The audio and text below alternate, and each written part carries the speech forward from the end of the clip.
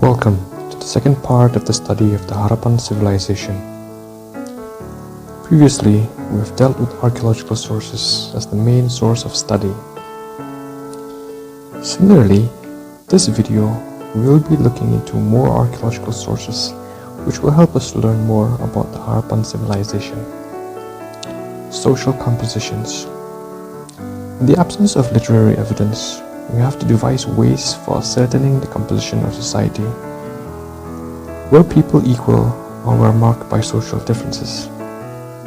Well, answers to such questions may be extrapolated by studying patterns of houses, burials, usage of various discovered objects. Houses. Houses are residences of the people, varied from single-room barracks to the multi-room houses, and very large structures. Some of the houses have 2 or 3 floors. Many houses have baths, privies, and even wells. This might suggest that people of the Indus Valley had well-to-do people as well as poor ones. Luxurious and utilitarian objects. Social differences can also be understood by studying artifacts. Archaeologists classify the artifacts as utilitarian or luxurious. Utilitarian objects are those that everybody needs, such as objectives of daily use, made out of easily available material. They are usually found in every household. But luxurious articles are those that are rare or made from rare and difficult to procure materials, or manufactured with complicated technology.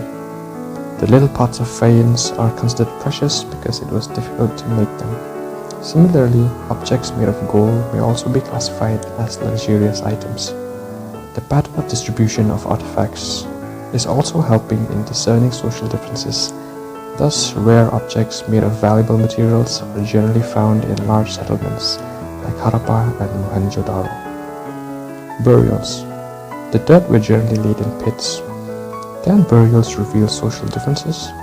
Simplicity of burials is a striking feature of Harappan civilization.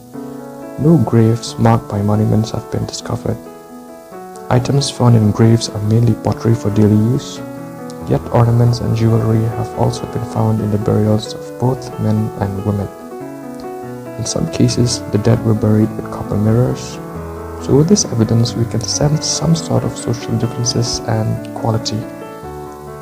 You can compare this in the modern scenario. When you look into a certain civilization, when you look into a certain town or a village, you can always see some sort of differences in population, whether if you look at the houses or when you look at objects. For example, if you take a wooden chair or a bench and a sofa, obviously a sofa is a luxurious object. It's both meant for the same thing, but it's much more comfortable, it's much more expensive. So you can take all these understanding from the present in order for you to have a better understanding of the past. Crafts. A study of artifacts indicates a variety of crafts practiced by the Harappans. The Harappans made use of metals and stones separately as well as collectively. Beads were made of red carnelian, jasper, statite, quartz, and crystal. Beads were also made of metals like gold, bronze, and copper. Even shell faience and terracotta or burned clay were utilized for making beads. Some beads were made of single material, whereas others were made of 2 or more stones. The Harappans were aware of different geometrical shapes, which demonstrated in bead making. Disc-shaped, cylindrical, spherical, and barrel-shaped beads have been discovered at different sites. The Harappans decorated beads by incising or painting and by etching designs onto them. Harappan crafts included weaving textiles of cloth and wool, boat making, and pottery.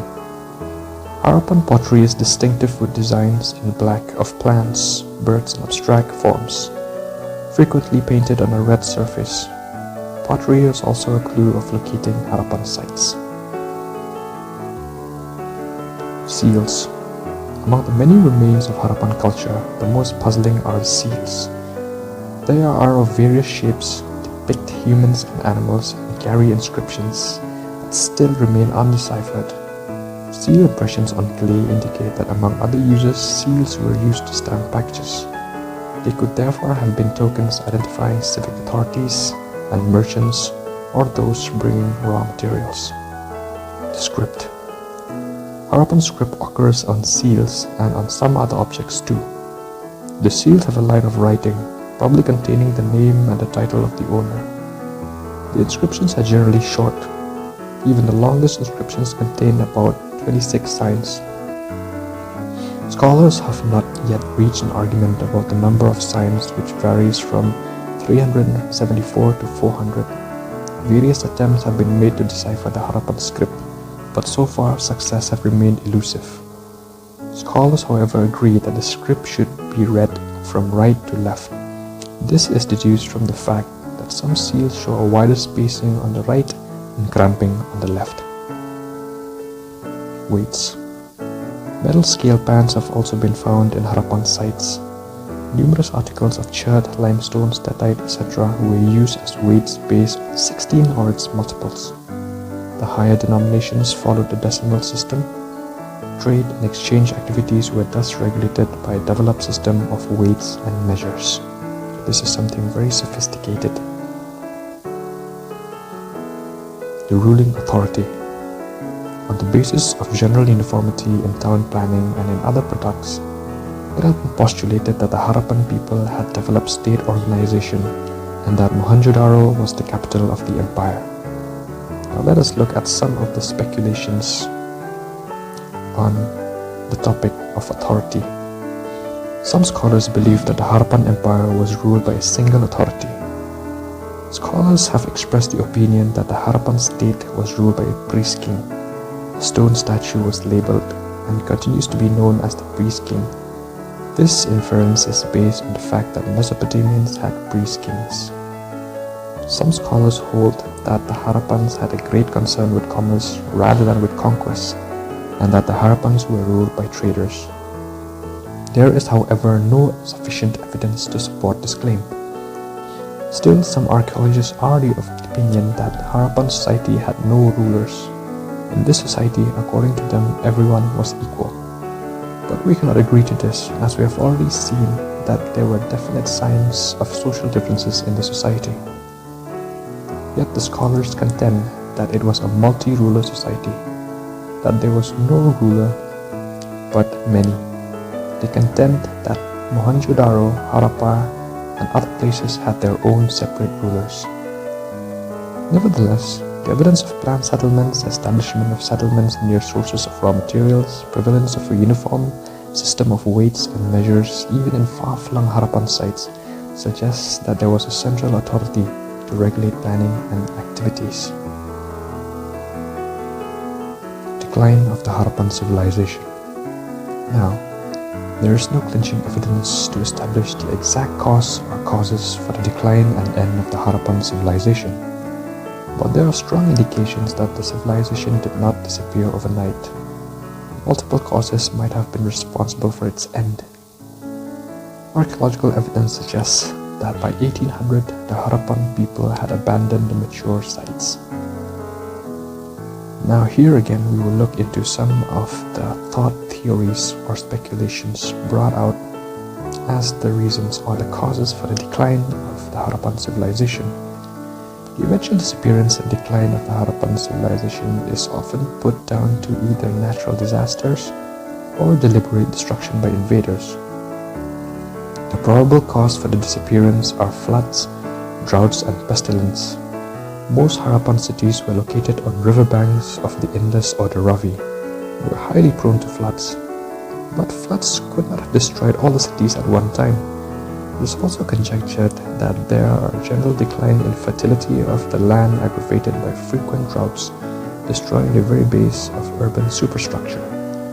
The increasing pressure of population in cities could have produced devastating pestilence, thus reducing population and sapping its vitality. An alternative view holds that the Harappan culture was destroyed by foreign invaders, sometimes believed to be the Aryans. The Rig Veda refers to the destruction of walled settlements which Aryans called Purs, but the evidence of whole-scale massacre is wanting, and thus the Harappan civilization having been destroyed by invaders cannot be proved. None of the causes mentioned above explain the collapse of the entire civilization. It seems that the organizing power broke down and vanished, and the strong unifying element came to an end. It is shown by disappearance of seals, script, distinctive beads, and pottery, the shift from a standardized weight system to the use of local weights, and the decline and abandonment of cities. In any case, the Harappan civilization came to an end by the 1800 BCE.